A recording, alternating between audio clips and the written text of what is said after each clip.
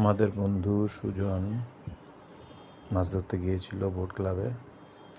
তো আমরা ওই ফাঁকে ওখানে যাই এবং প্রথম মাছটা ধরে একটা মাল মাছ, প্রায় কেজির কাছাকাছি, 1 কেজির কাছাকাছি মাছটি, প্রথম মাছটি তুলে। এরপরে তোলা হয় কার্পু মাছ, এটাও প্রায় 1.5 কেজির উপর কাছাকাছি আছে মাছটা ধরে। তো সুজনের মাছ ধরে একটা নেশা, আরও একটা মাছ ধরে ফেললো। আমাদের লিটনও দাঁড়িয়ে আছে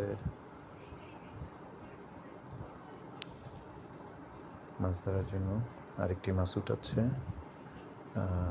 আমরা আরও একটি মাছ, কার্পু মাছ ধরলাম এবং সবাই মিলে বেশ আনন্দ করলাম। বোট ক্লাবে গিয়েছিলাম কাজে, ঘুরে আসলাম, বোট ক্লাবের সাথে মাছ ধরা দেখলাম।